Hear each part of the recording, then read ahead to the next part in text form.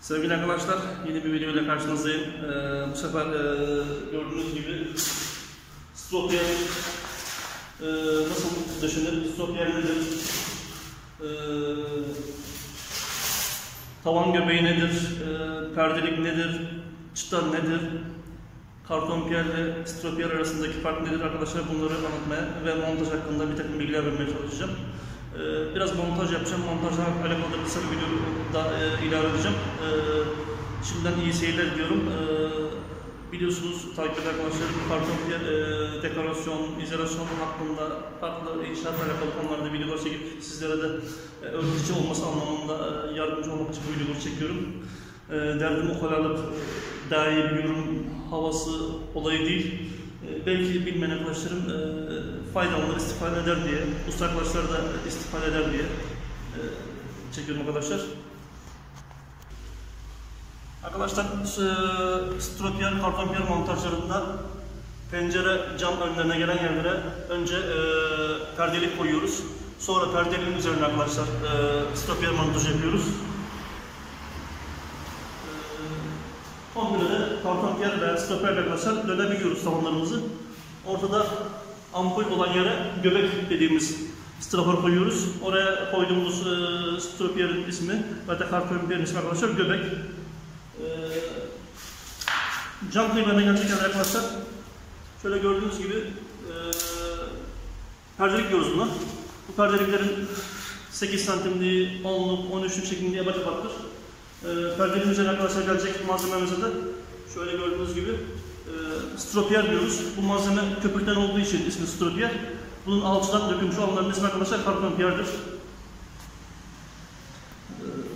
Arkadaşlar bu anlattıklarım bilmeyenler için detay olsun.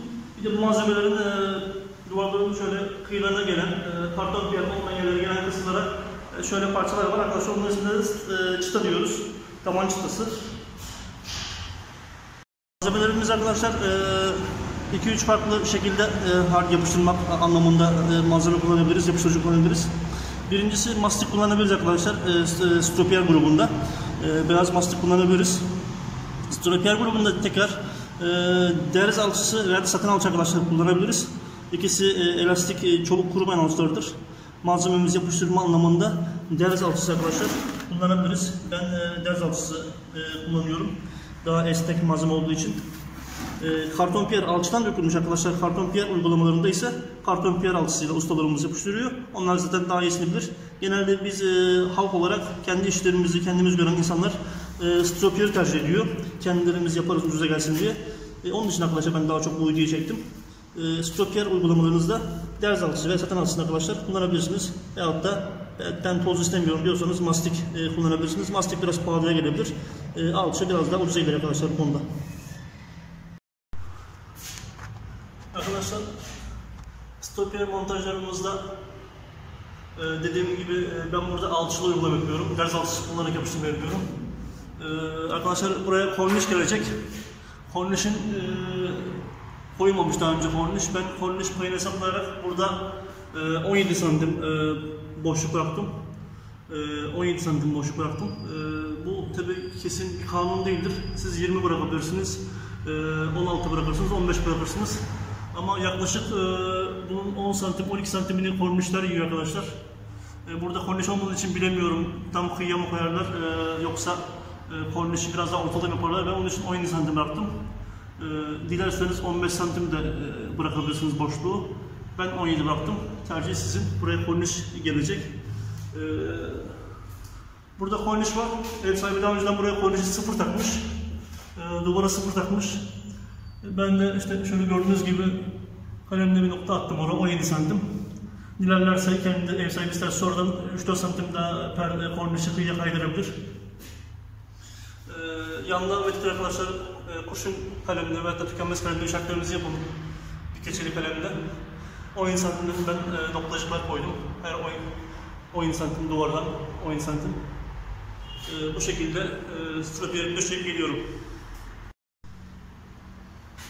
Sevgili dostlarım,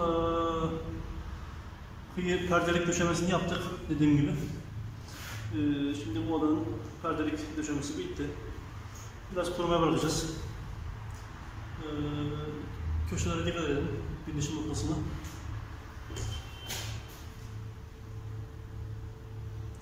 Duvarların yamukluğunu arkadaşlar size şaşırtabilir.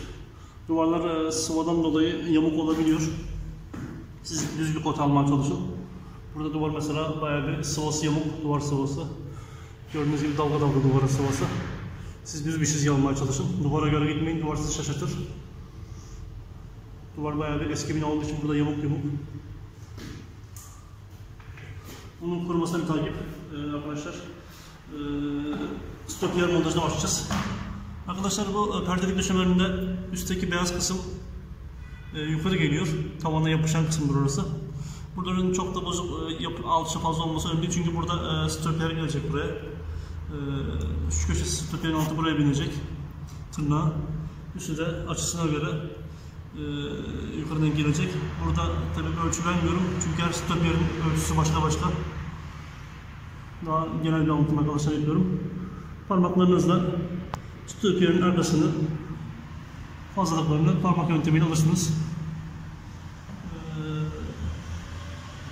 O şekilde düzleşime başlarız. Sevgili arkadaşlar, tavanımızın stopiyer döşeme işi bitti. Şu şekilde ek yerleri tutuşmalı. Beyaz boyayla arkadaşlar, tavan boyası olabilir, beyaz plastik boya olabilir. İkisinden biriyle boyanır ve olay biter.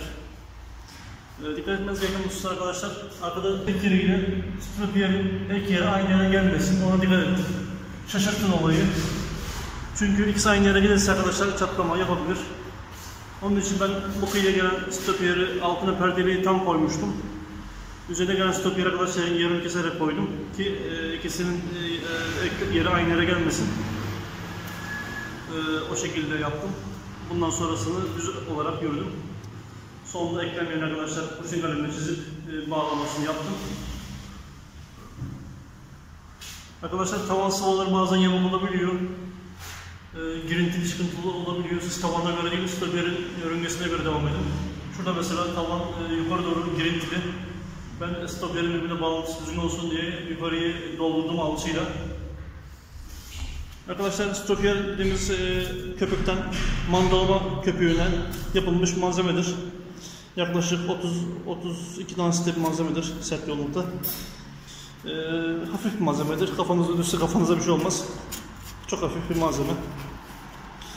Yuvarlak kısım yukarı gelsin arkadaşlar. O zaman dikkat edin. Ben işlerimi o şekilde yapıyorum. Tırtıklayan alta gelsin. Şöyle arkasını çevirdiğimiz arkadaşlar şu kısım alçı koyacağımız ve hatta silikon mastik koyacağımız yerdir üstte. Alttayız arkadaşlar. Perdelik koymuştuk. Perdelik şu tırnağın içine girer arkadaşlar. Ona dikkat edin. Alttan baktığınızda tek parça sadece stopiyer gözüksün. Perdelik arkada kalsın. Yani perdelik arkadaşlar şunun içinde gizlenmiş olsun. Ona dikkat edin. Bazı arkadaşlar perdelikle stropiyeri yan yana koyuyorlar. Şurada kalın bir görüntü oluşuyor. Yapıştırma işlerinde iki tarafa da alçı sürün. Birbirlerine ek geldiğinde güzel yapışsın arkadaşlar. Çatlama yapmasın. Gördüğünüz gibi. Sonra işimiz bittiğinizde kestirme fırçayla, nemli kestirme fırçayla arkadaşlar tutuşlama işlemi yapın. Hayırlı uğurlu olsun. Yapacak arkadaşlara şimdiden kolay gelsin. Bitiş noktalarını güzel şekilde arkadaşlar alçıyla doldurun. Sünger yardımıyla veya kestirme fırça yardımıyla düzeltin. Oralarda çatlama gözükmesin. Bu şekilde arkadaşlar. Ben sadece pencereden gelen bir kısma yaptım burada. Siz dört tarafı da çevirebilirsiniz. Kıyılara çıta koyabilirsiniz. Ortaya göbek koyabilirsiniz. Şimdiden yapmayı niyet olan arkadaşlara kolay gelsin diyorum. Seyrettiğiniz için arkadaşlar teşekkür ederim. Kanalıma abone olmayı unutmayın. Beğeniyorsanız beğeni butonuna tıklayın. Destekleriniz, yorumlarınız arkadaşlar benim için önemli. Teşekkür ederim.